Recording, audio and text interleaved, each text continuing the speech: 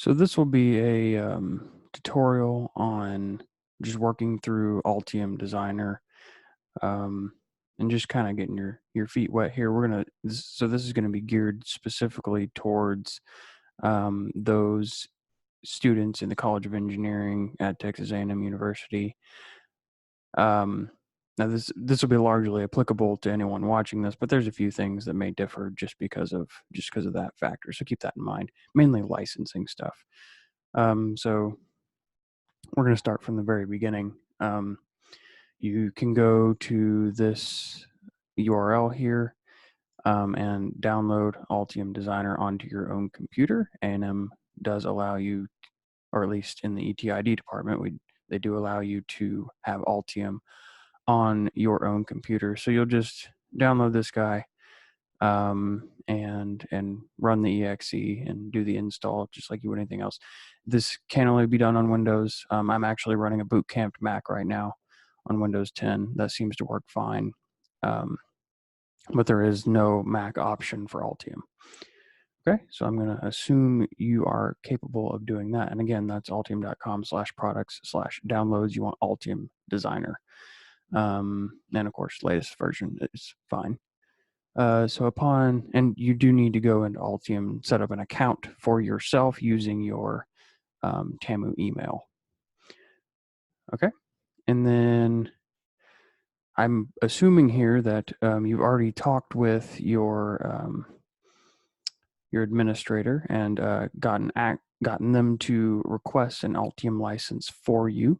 If not, you need to do that before you continue. I believe it'll allow you to do a free trial, but you still definitely want to get that license.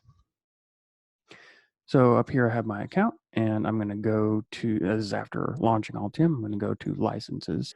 And now that that's loaded, so let's see. Yep, I'm currently using this guy because this guy was assigned to me by the university. And that was provided in an email that I received from that administrator once Altium had granted me a license. And remember, this is a license with Texas A&M University, so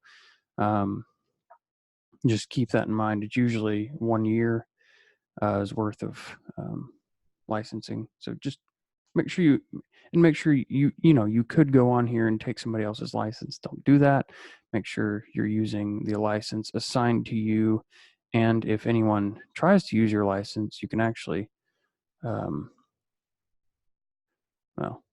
I'm one of very few actually using any here, but you can see who else is, yeah, here we go. So these two individuals are using these licenses. If this license happened to belong to me, I could look up that person. They should be in the A&M directory, and I can email them and ask them to release the license so that I can use it because it is assigned to me. Okay, so I'm going to assume all is good there. So we're going to be using the MSP 430 like I talked about earlier. But I just wanted to show you, so since especially, I can't speak for other majors, but in ETID, we're big into using Texas Instruments products. So usually it'd be recommended to you to use some sort of MSP 430 or 432 or CC 3200 or something of that flavor. One of the beautiful things about the launch pad over, say, an Arduino is that the launch pad, while it's good for learning, how did you do certain things with software, you can use it somewhat like an Arduino. It's very clearly made for integrated system developers or designers. Part of what I mean by that is actually housed in this header right here. And basically on what is in this image anyway, the right side of the board, you have your microprocessor core, you have your clocks, some tantalum caps, and that's actually about it. This is just the raw supporting circuit and some, decoupling caps. This is the raw supporting hardware and the minimum, I will say, supporting hardware to support this processor. Okay. But on the left side over here, we have a lot of interesting things, right? We have some voltage regulation. We have kind of the programming IC stuff. And so what makes this board special is because of this jumper header in the middle here, I don't need this entire left side of the board on my board. If I'm doing capstone and I realize, okay, I need to use this particular MSP 430 F5529, which is the one we're going to be using for this demonstration, I don't have to include all of this circuitry on my board. It would be nice to be able to use a USB connector, but I don't need to. So what I can do instead is have just the bare minimum on my board and include this pin header. And what I can do is take this launch pad and run jumper wires from the left side of this pin header into the corresponding pins on my board. And instead of programming this board, it will program my board. So that's one of the beautiful things about the launch pad is the ability to do that. So we're going to take a moment here to look at the schematic for that same launch pad because again, this is all reference for you. This is in their development guide or whatever it's called, user's guide. There we go. And the schematics are provided to you, so take advantage of that. So let's see here.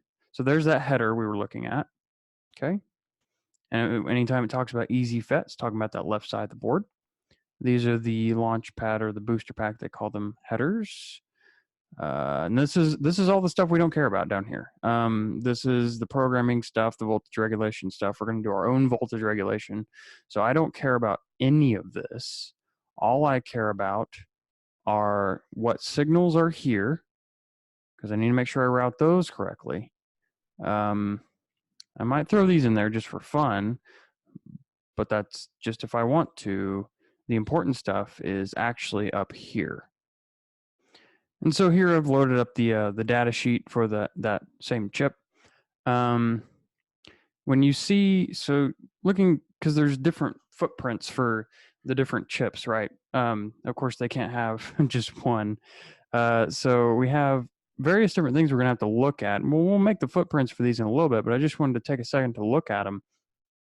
So we need to, so it looks like they have 3 different packages. Now, the one we're going to use is the QFP, which is quad flat pack.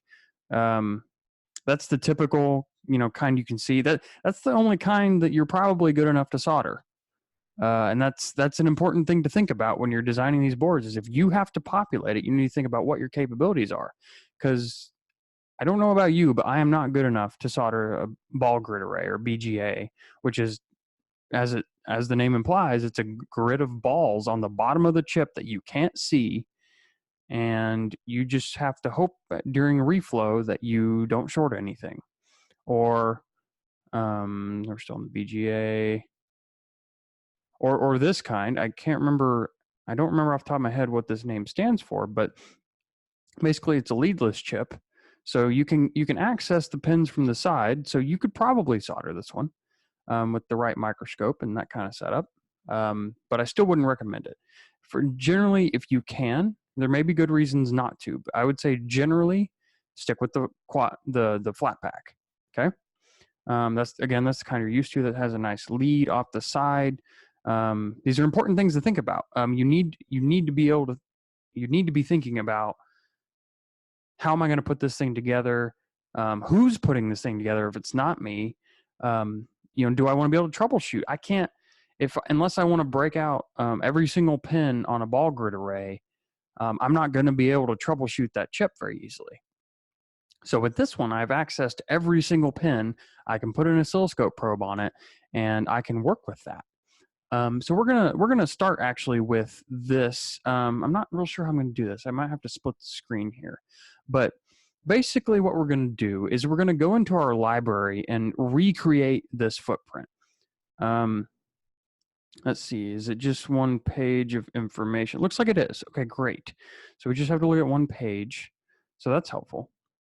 And there are places you can go and download these footprints. What we typically do, at least in ESET and MXET, is we will, once the board is complete, we will do a one-to-one printout on paper of our layout to confirm that our footprints are correct. We'll actually get the part and put it on there. Be careful about this because paper tends to store static really well. So this is not really a recommended method, putting chips on a static surface, but it is, however, maybe if you have some spare parts or whatever, it is a good way to validate that your footprint is correct. But fortunately for us, footprint making, let's see if I can get it up there. Yeah. Footprint making doesn't need to be as intimidating as it might seem like it probably is. Because Altium has, let's get everything happy here.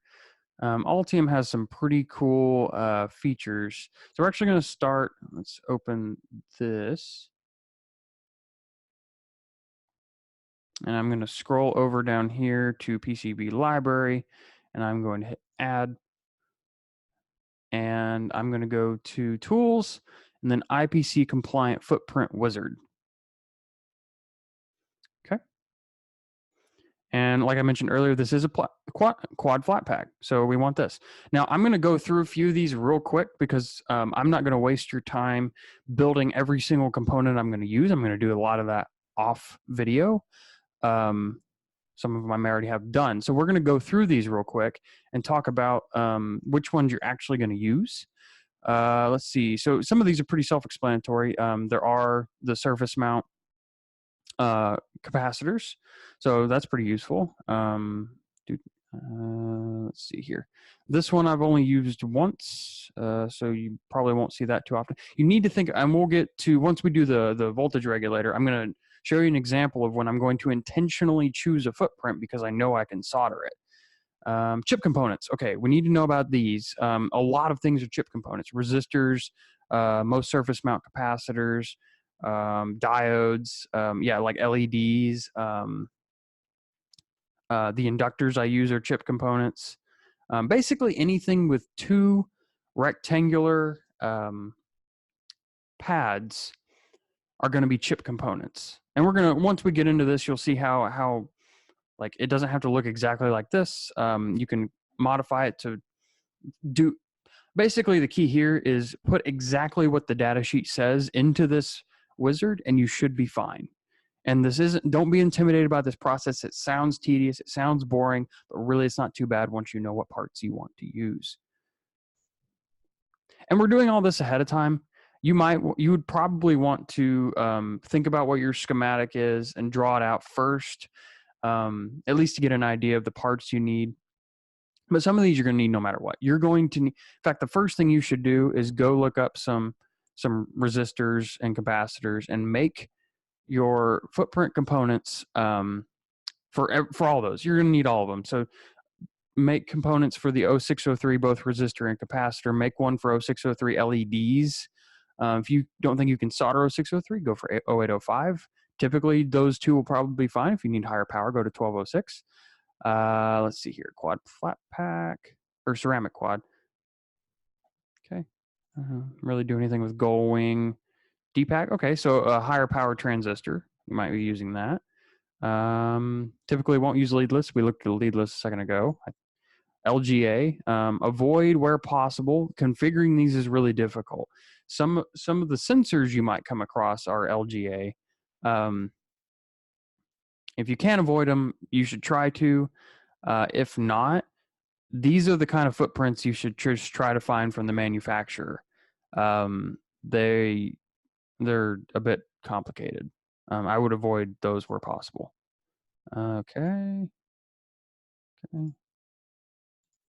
Just looking at typical things we'd probably use. There's your quad flat pack. This will cover a lot of your basics, or bases rather. Let's see here. Pullman. Okay. I mean, just look for the one you need. I'm looking for very, very common ones. Okay, here we go. So a big one you're going to see is the SOT. I guess I'm not actually sure what SOT stands. Oh, there we go. Small outline transistor. There we go. SOT23 is a big one. You need to be very familiar with SOT23. SOT23 you can solder. And so on most of your like voltage regulators or your little logic level FETs, you can use an SOT. Okay, and that's I mean that's most things. There's an inductor. So just you can go through here, and this won't fit all your needs. There's other footprint wizards you can kind of figure out how to use them, but for ICs and basic components, this is the way to go. This has just about everything we could need. So enough ranting about that. Let's just hit next, get right into the MSP 430. So it tells you exactly what it wants. Am I not going to be able to? Oh, man. Can I? No. Okay. Okay. Okay. Fortunately for us, this is a square part, square to itself, I mean. So we'll be able to just duplicate dimensions on any given side. Now, an important thing to ask yourself right off the bat is this in millimeter or mil? Now, this looks like it's in millimeter, but I liked it. There we go. All linear dimensions are in millimeters. If you do not see that on the page, okay, so rarely in a data sheet will they switch units. If they do, they're not good people. So confirm that it says millimeter or mil somewhere. Okay. Oh, went too far. Okay, and then like in this situation right here where we have 11.8 and 12.2, that's just a minimum and a maximum. Okay, so the first page here is actually gonna create the model, the gray part you see here.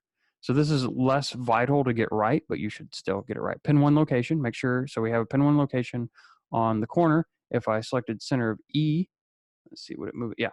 So it puts it in the middle there. I've never seen a chip do that. I guess they do. Otherwise they wouldn't have the option. But just make sure that says side of D. We're going to do lead span range. So that would be the E here. So we want the whole span. So that'd be this big span right here. So we're going to do a minimum of 13.8 millimeter and a maximum of 14.2 millimeter. And then same thing for D because it's a square part, so 13.8 millimeter and 14.2 millimeter. Maximum standoff height, so that's A. Okay, so that's the height of the whole chip. So let's see here. Which one is it talking about? Well, it does ask for max, so we're going to do 1.6. Yep. So let's do 1.6 millimeter. And I think I see, is that what that is? Sometimes it's hard to tell. Looks pretty low. So yeah, that looks about right. So 0.08. Okay, and I got that from right there. Okay, so that should create our model for us. Next. Okay, now we're going to get into more specific to the footprint. Well, no, we're still in the model. It's going to calculate the footprint based on what you told about the model. So lead width range. So it's talking about B. Okay, so it's talking about the actual width of a given lead. Okay, that talks about that up here. So it's between, okay, these happen to be correct for this particular chip. So moving on, L is the length of the lead, like the footprint, or the foot rather. Okay, so we have 0.45 to 0.75. Again, that happens to be correct. The pitch, okay, so the distance between two leads looks like 0.5. Yep, happens to be correct. Body width, let's see here. So that's the actual part, right? That's from here to here. So that's 11.8 millimeter to 12.2 millimeter. D1, oh, these are the same numbers, okay? Because again, it's a square part. May not be a square part. Make sure you check for that. Mine happens to be a square part. Number of pins. Okay. This says it has 80 pins, but it's asking per side. So we want 20 per side. And we have 80 pins, and that's confirmed by this number that they happen to provide there. If you don't know, though, it should say somewhere. Okay, let's just click next. I don't need a thermal pad. If you do, click that. Sure. Yep. I just click through this. The only thing, where is it? The only thing really left is you probably want a rectangular pad shape. Be sure you click that. if the data sheet gives you a specific footprint, you do want to use whatever it says for that. But I don't actually see one here, so I'm just going to click Use Calculated Values. Okay, it's looking pretty good there. That looks about right. And next, yep, keep using that. Next. Just keep hitting next, and I'm going to name this 430 F5529. Finish. So there's my footprint. Looking pretty good. Got our pin 1 marker there. Okay. So I'm actually going to backtrack for a second. Now we're going to go back to the schematic library. I'm going to go ahead and save everything. And let's add a new part. Let's call this the MSP 430 F5529. Okay. Okay, so let's take a look at what pins they used on that launch pad. So we care about a few of them. We don't care about all of them. I really just want I squared C. I might keep one for an LED or something, and then I guess I just need reset and crystals. Where's my reset? There it is. Okay, so I need that. So let's think about what we need here. I'm actually intentionally going to split this up because, again, I don't think I need to. I think I could probably do this all on one page of schematics, but I'm going to do it on 2 because that changes things a little bit. So I'm going to add a component part. We're in the schematic library. We're on the MSP 430. So we're going to add a new, what we're going to do is we're going to first draw a rectangle. Shape doesn't matter. Just draw this first because it doesn't like, it just likes it if you do it first. And then we're going to place pin. Now the, actually, the first thing we're going to do, go to grids, set snap grid, and make sure that says 100 mil. Just trust me, it'll make your life easier later. Now we're going to set pins. And the part that my cursor's over, that's the part you'll actually connect to on the actual schematic. So make sure that that's on the outsides, that little crosshair that's currently on my mouse, make sure that's on the outsides of your component. If you do that now, it'll make you happy later. So let's look at what, we're going to just pick one real quick. Let me just get out of that. So I obviously need reset. So let's start with that. So, whoops. So I need reset. Looks like that's on pin 76. Okay. So we know we need 76. So let's grab that. It's just sitting there. I haven't clicked yet. I'm going to hit the tab key. So actually, this is worthwhile doing while we're here. You do want to put a U for, at least in this case, this is an IC, so I want to put a U. There are standards for this sort of thing, but our schematic symbol for this will be a U followed by a question mark. Question mark, there's a thing called an auto annotator in Altium, and it'll basically just number everything for you. The question mark will tell it that that's a part that needs to be numbered. So let's leave it as question mark. Okay. And then I'm actually just going to save, and let's try the pin thing again. What pin did I need? I needed 76. So, okay, so there it is. So, so I'm going to change both of these to pin 76. And actually what I'm going to do is designator is important. You need to leave that as the pin number, but name, I can name it whatever I want. So I'm actually going to name it RST. And now that'll show up on the part, and I will know that I intend, and it is intended to be used as the reset pin. So I'm just going to click. And it'll automatically go to 77. So if I wanted 77, which you know what, why not? I'll make this my my LED pin. It appears to be a GPIO port. So sure, I will take this as my little user defined LED. I don't know if that's a PWM pin. Maybe I don't care. No, I haven't really looked through this, but that'd be good to know normally. Okay. And then let's scroll over a little bit. My I2C port is right here. We have SDA and SCL on pins 46 and 47. So let's grab those two guys. Let's go to pin 46. And let's call that, what was it? It was SDA. So we're going to want that. And then 47 is SCL. Yep. Okay. And remember that tab key will get you, it'll stop everything that's going on over here and get you over to properties without everything going nuts with your mouse. So we're actually going to call that good. I'm going to do power and ground and clocks all in a different part. I want to show you creating a new part. Now, unfortunately, sometimes it likes to do this thing where it splits up the panels. I haven't found a good way to fix that yet. And so that's fairly annoying. Oh, and I just made it smaller. Fantastic. Maybe if I do that. There we go. Okay. So I want to, let me try to remember where it is. New part. Okay. So now, I don't know why it's not showing, but I was on the MSP 430. I clicked tools and I clicked new part. What that did is it created a little subfolder here. And so if I go, this is currently in part 1, or to probably call it part A. I don't know why maybe if I just do that, there we go. So we're in part A. Go to part B, it's blank. Well, that's because I haven't made it yet. So let's place our rectangle again.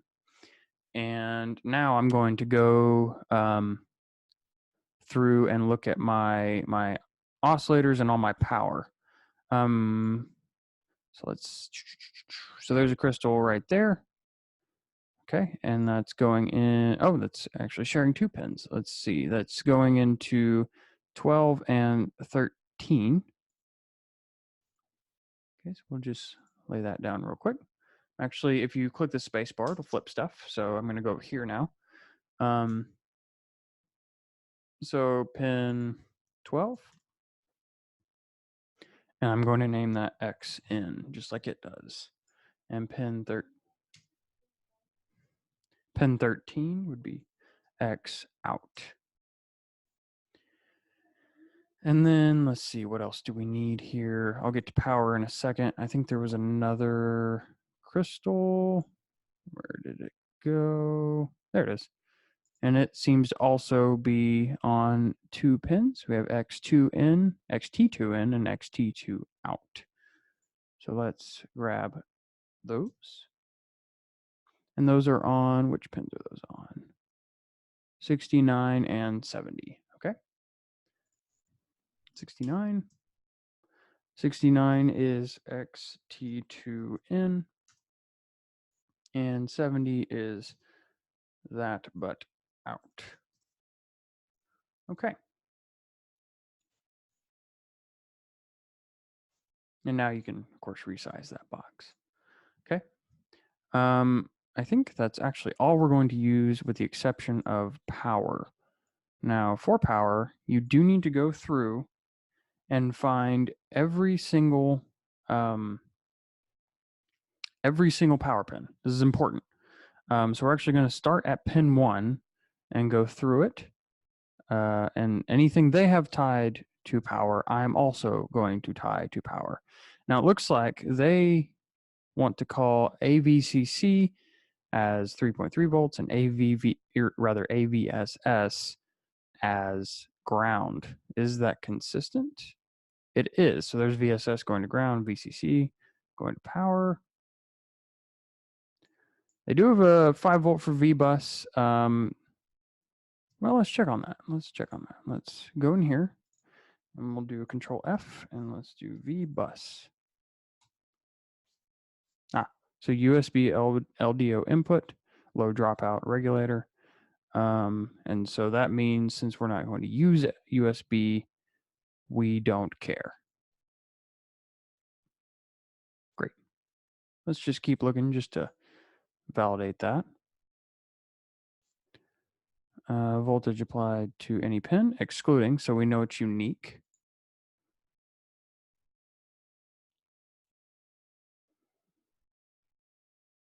Yeah, so you can't even see 3.3 volts. I'm gonna keep going here. Okay.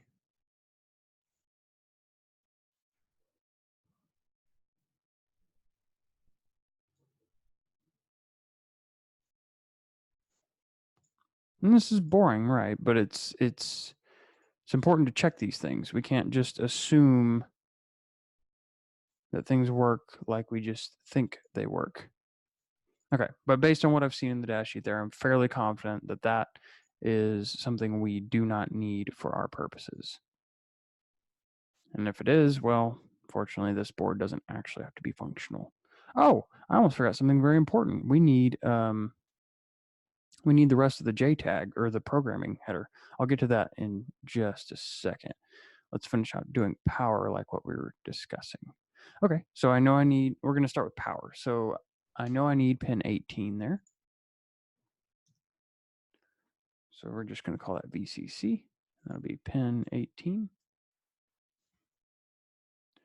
Let's see here. Who else is VCC? There's another one there. A VCC1. Now that's analog. I'm not using analog, but I'll go ahead and put it on there anyway. It can't hurt. But I will give it a different name. Oh, you know what? I forgot to flip these. There we go. A reminder that the space bar is what does that.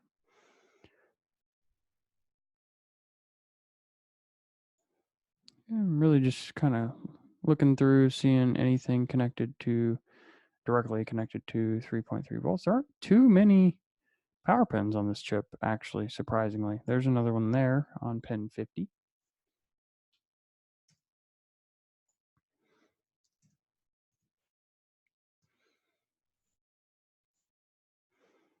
And we kind of do want to group these together. It'll make it easier in the schematic.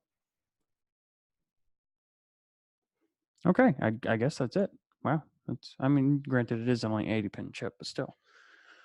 Okay, now we got to do all of our grounds. We're going to do grounds regardless of if we're using them. So let's just kind of zoom out here, and we'll just look at it that way. So these are all going to be ground. And let's start at the top. So starting with pin 1, going down, down, down. I see one on pin 14.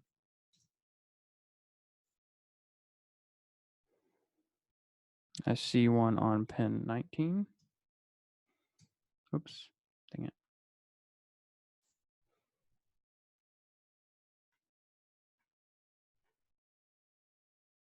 This is the problem with these panels.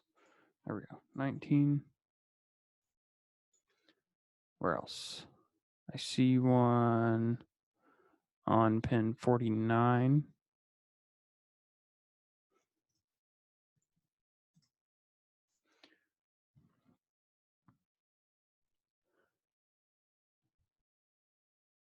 I see one on pin 61.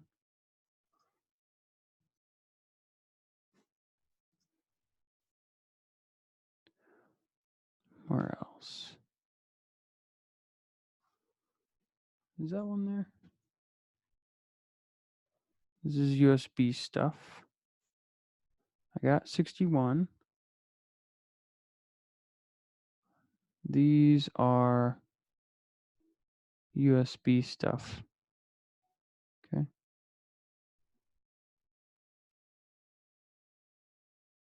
And there we go. This is pin 68. And usually power and ground will be next to each other. And there's reason for that. There's good reason for that. Because we're going to put decouplers on all of them. Oh, that's not correct. I wanted pin 68.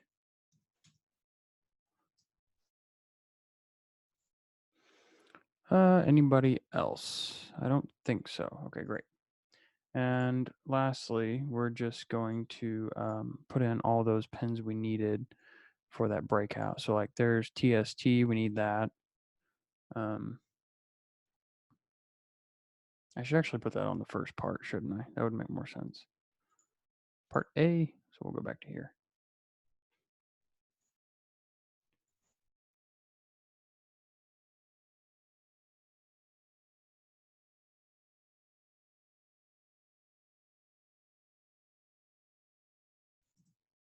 Okay, and let's just lengthen that a little bit. And let's save everybody. Let's go back. Try and figure out where it is.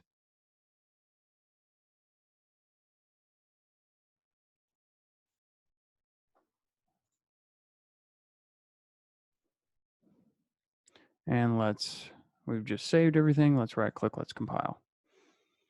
And as a last little hoorah, we're still on the schematic library. Let's add a footprint. It's on a separate monitor. There we go. Let's browse. Again, on a separate monitor. This is in my library. It should show up in yours, but the only thing you should have if you're following along at this point is the MSP 430. So let's just click OK. Click OK. And let's save all again. And now is more an appropriate time to compile. Okay, so we have our first part. That's exciting. I'm going to make all the other parts we need kind of on my own, and then I'll come back and we'll build the schematic. But now I know how to make parts, and so you should be able to make any part you need. If there's some parts that are just weird, in fact, one we can look at real quick. Oh, I'm in the wrong thing. Well, we'll get there. I'll show you once we get to the schematic part because it'll be easier there. But there are some parts that it's more. I think it's more appropriate just to source them. But yeah, so that concludes the kind of part building part of this, and after that we'll get to the schematic part of this. And remember, you should do as much of this up front as you can, but you probably won't know the intricacies of your schematic yet, and so you may not know all the parts you need. You probably may just know the big ones, like you want to use the MSP 430 perhaps. And so you absolutely can add parts later and change it. And yeah, so don't be afraid of not having it finished from the get-go. It's very easy to add parts. It's not a big deal. So yeah, so that concludes that part.